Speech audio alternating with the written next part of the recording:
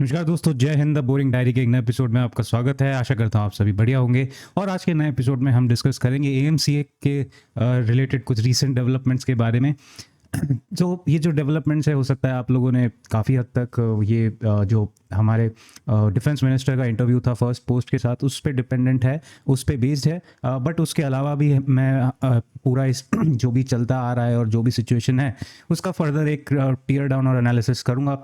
Not entirely मैं news को जो है एग्रीगेट नहीं कर रहा हूँ। सो उसी को ध्यान में रखते हुए आज के एपिसोड को आगे बढ़ाते हैं। आशा करता हूँ आपको इस तरीके के वीडियोस अच्छे लगते होंगे, और अगर आपको इस तरीके के वीडियोस अच्छे लगते हैं तो प्लीज़ चैनल को सब्सक्राइब करें, वीडियो को लाइक करें। तो चलिए आज के वीडियो का शुभारंभ करते हैं। सो ये जो पहला एक बहुत ही पिन पॉइंटेड क्वेश्चन जो पूछा गया था डिफेंस मिनिस्टर से, डिफेंस मिनिस्टर जो हमारे करेंटली एक बहुत ही यूँ कहूँ दिल्ली के इंसिडेंट के बाद से, प्लस तेजस के जो इंसिडेंट दुबई में हुआ जिसमें unfortunately we lost a brave pilot. So तो the entire defence ministry has been is going through a lot. So based on that अगर हम चीज़ों को आगे बढ़ा के देखें, इट बिकम्स इमिनेंट कि हम अपने एयरफोर्स की जो कंपोजिशन है उसको मेंटेन रखें, और नॉट जस्ट मेंटेन रखें बट उसकी टेक्नोलॉजिकल जो टेक्नोलॉजिकल एज है, not just in terms of कि हम चाइना से कंपेयर करें, बट हम पाकिस्तान से कंपेयर करें, बट ओवरऑल जो एज है वो हम उसको मेंटेन रखें। सो बेस्ड ऑन दैट जो हमने आगे चीज़ें देखी हैं कि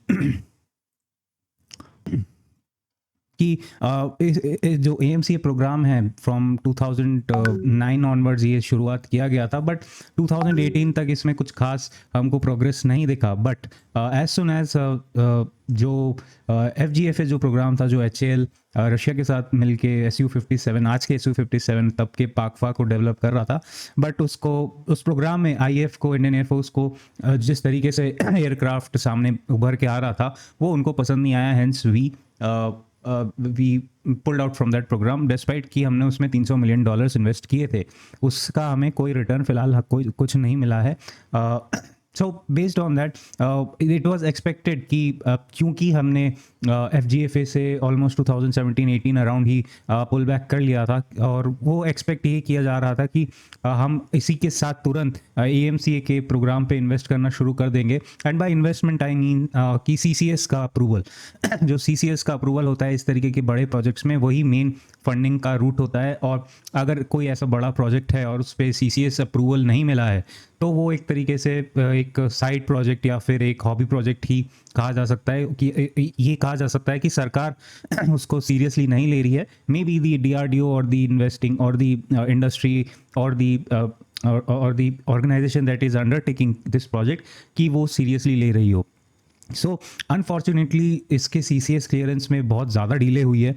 एंड बेस्ड ऑन दैट जो CCS क्लियरेंस आया था वो लास्ट ईयर 2024 मार्च 2024 में आया था। सो आप देख सकते हैं कि किस तरीके की डिले हुई है। बावजूद इसके ये जो फिलहाल जो प्रोग्रेस है वो अगर हम हमारे डिफेंस मिनिस्टर के स्टेटमेंट को देखें तो वो कहते हैं कि द प्रोग्रेस इज़ गुड। सो अगर हम इस साइड पे आए कि प्रोडक्शन टाइमलाइन की बात करें, तो जो रिपोर्टर ने बोला था या फिर पूछा था कि क्या 2035 तक आ जाएगा, सो जो उसका जो रिप्लाई आया from the side of defence minister वो ये था कि बिफोर दैट टाइमलाइन हम 10 साल का टाइमलाइन नहीं देख रहे हैं। बट मेरा ये मानना है कि जब वो कहते हैं कि बिफोर 2035 आई एम एक्सपेक्टिंग कि दी Mark 1 that is the AMCA Mark 1 जो है वो 2035 तक आ जाएगा। बट जो आपका Mark 2 है जिसमें आपका इंडियन इंजन रहेगा जो कि हम फ्रांस के साथ मिलकर बना रहे हैं, that will B post that mark. Because मेरा ये अगर आप क्लोजली फॉलो करेंगे जिस तरीके की टेक्नोलॉजी डेवलप हो रही है, फोटोनिक्स बेस्ड सिस्टम डेवलप किए जा रहे हैं, और उसके बाद GaN बेस्ड AESA रेडार्स जो कि मेरा मानना है कि Mark 1 में ही आ जाएंगे, और भी जिस तरीके की सिस्टम और मल्टी कैपेबिलिटीज़ डेवलप हो रही है फॉर AMCA वो AMCA Mark 2 जो होगा वो मोर और लेस एक 5+ जनरेशन एयरक्राफ्ट होगा। और मैं इसको 6th जनरेशन या फिर 6th जनरेशन इसलिए नहीं बोल सकता क्योंकि 6th जनरेशन की जो कैपेबिलिटी है वो एक वेरिएबल साइकिल इंजन की होती है। सो वो इंजन मुझे नहीं लगता कि Mark 2 में कभी आएगा। बट उसके अलावा जो एवियोनिक्स वाला पार्ट है वो काफ़ी हद तक हम मार्क टू में एक बेटर एवियोनिक पैकेज हम एक्सपेक्ट कर रहे हैं, एक बेटर इंजन भी एक्सपेक्ट कर रहे हैं। कहा जा रहा है कि 120 टू 140 किलो न्यूटन का इंजन होगा, जो कि GE414 जो कि AMCA मार्क 1 में यूज़ होगा वो उससे ज़्यादा होगा। सो बेस्ड ऑन दैट अगर टाइमलाइन की बात करें तो मार्क 1 जो है वो 35 से पहले इंडक्ट हो जाना चाहिए। जो फर्स्ट रोल आउट है that is expected around 29 to 30। और इसके लिए जो सबसे, अगर हम मैन्युफैक्चरिंग साइड में चलें तो सबसे जो आपका इंपॉर्टेंट मैन्युफैक्चरिंग प्रोसेस होता है वो आपकी फोर्जिंग मशीनरी होती है। आई थिंक अराउंड 50,000 टन की जो फोर्जिंग मशीनरी चाहिए होती है, फोर्जिंग प्रेस जिसे कहते हैं। सो वो अभी तक भारत में नहीं है और वो भी अनफॉर्चुनेटली HAL को बनाना पड़ रहा है। यूजुअली बड़ी कंट्रीज़ में ये काम जो होता है वो प्राइवेट कंपनीज़ का होता है, इस तरीके के फोर्जिंग कैपेबिलिटी डेवलप करना। और aerospace companies rarely in house ये बिल्ड करती है। मे बी अर्ली ईयर्स में अमेरिकन कंपनीज, एरोस्पेस कंपनीज ने किया होगा, बट जो फोर्जिंग प्रेसेस होते हैं इस तरीके के जो 50,000 टन के फोर्जिंग प्रेसेस होते हैं कैपेसिटी के, इस कैपेसिटी के जो प्रोसेस फोर्जिंग प्रेस होते हैं वो यूजुअली इंडस्ट्रीज़ द्वारा इनकॉर्पोरेट किए जाते हैं, क्योंकि इस तरीके की फोर्जिंग प्रेस जो हैं वो ना सिर्फ आपके एरोस्पेस में काम आता है, इसका और भी इंडस्ट्रियल यूज़ होता है। सो जो फोर्जिंग प्रेस का इस केस में जो यूज़ है वो टाइटेनियम कास्टिंग्स करने के यूज़ में आएगा, जो टाइटेनियम के आपके क्रॉस सेक्शंस होते हैं। सो इस चीज़ को बनाने के लिए फ़िलहाल जो प्रोसेस यूज़ हो रहा है वो टाइटेनियम को वेल्ड किया जा रहा है। एंड ये थोड़ा सा कमरसम और टाइम कंज्यूमिंग प्रोसेस है, क्योंकि अनलाइक फोर्जिंग जहाँ पे आपका गर्म लोहा एक बेड पे या फिर एक प्रेस के नीचे रखा जाएगा और ऊपर से एक भारी भरकम हैमर आके उसको पीट के उसके कास्टिंग के शेप में या फिर डाई के शेप में उसको पूरा का पूरा उस शेप में बना देगा।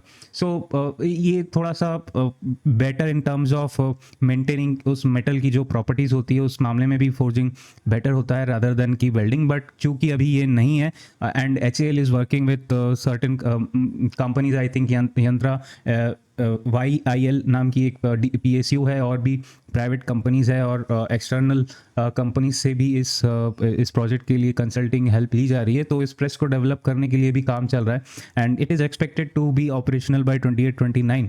सो टिल देन जो इनिशियल आपके क्रॉस सेक्शन के कास्टिंग्स है वो वेल्ड किए जा रहे हैं। So that is one thing.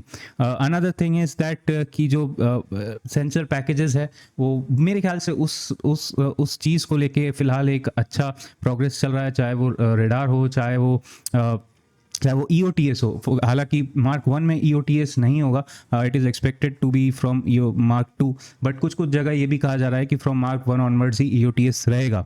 So that needs to be seen. So overall अगर हम प्रोग्रेस देखें कि CCS क्लियरेंस के बाद से जो है जो टेक्निकल प्रोग्रेस है वो काफ़ी फास्ट हुआ है। वो इसलिए पॉसिबल हुआ है क्योंकि जो इनिशियल डिज़ाइनिंग प्रोसेसेस थे, not just aircraft but aircraft के पार्ट्स को मैन्युफैक्चर करने के लिए, पार्ट्स को सोर्स करने के लिए सप्लाई चेन बिल्डअप करनी पड़ेगी, उसको भी लेके और इंडस्ट्री को भी ट्रेन करने के लिए किस तरीके के प्रोसेसेस ज़रूरी होंगे वो ऑलरेडी सॉर्ट आउट कर लिया गया था ड्यूरिंग दी डिज़ाइनिंग प्रोसेसेस। और इसलिए CCS के बाद जो फिलहाल जो सबसे बड़ा फोकस चल रहा है वो यही है कि प्रोडक्शन किस तरीके से होगा। क्योंकि अगर हम पीछे जाए, कुछ ज़्यादा पीछे नहीं, फरवरी 2025 के एरो इंडिया में, तो जो प्रोटोटाइप था, it was almost the real prototype हम कह सकते हैं। अगर उसमें जो इंजन फिट किया जाना बाकी था, उस इंजन उसमें अगर फिट रहता बारिंग सर्टेन पार्ट्स, अगर तो हम उस एयरक्राफ्ट को फ्लाइट वर्दी बना सकते हैं। That was the level of the prototype readiness. So वो एक ऑलमोस्ट एक रियल लाइफ प्रोटोटाइप था, not just in terms of the real size but the parts and all that stuff. तो वो एक तरीके का ओरिजिनल सिस्टम ही था without the engine. So as I said कि हम 2024 के CCS क्लियरेंसेस के बाद से काफ़ी अच्छी प्रोग्रेस देख रहे हैं। प्लस ऑप सिंदूर में जो हमने ध्यान से देखा कि we need stealth capabilities for day 1 operations, जहाँ पे स्टेल्थ और जो SEAD और DEAD ऑपरेशंस होते हैं वो सब उसमें स्टेल्थ रहना और बियॉन्ड विजुअल रेंज रह के अपने टारगेट्स को टेक आउट करना, ये बहुत इंपॉर्टेंट रोल प्ले करता है। सो उस केस में AMCA का जल्द से जल्द शामिल होना, बाय जल्द से जल्द आई मीन बाय 2032-33 सो उस केस में एक एयरक्राफ्ट जो मेड इन इंडिया हो, उसका जो इंजन हो वो भी मेड इन इंडिया हो, एक बहुत क्रिटिकल रोल प्ले करता है। प्लस इट इज़ एक्सपेक्टेड कि चाइना पाकिस्तान को भी J-35 डिलीवर कर सकता है। बट आई थिंक गिवन कि present mending of ties between us, that is India, and China, we may lobby or use diplomacy to delay that transfer of J-35 to Pakistan to some extent. हम हो सकता है इसको 1-2 साल delay कर सके, but I think beyond 2028 या फिर इवन 27 इसको डिले कर पाना नेक्स्ट टू नामुमकिन है। Being said that it is inevitable from the present progress, despite the fact कि प्रोग्रेस बहुत फास्ट हुई है और काफ़ी सारी प्राइवेट कंपनीज ने भी अब अपना एक्सप्रेशन ऑफ इंटरेस्ट के लिए एक कॉम्पिटिटिव बिड साइन अप किया है। तीन आई थिंक 2 या 3 मेजर कंसोर्शियम्स है।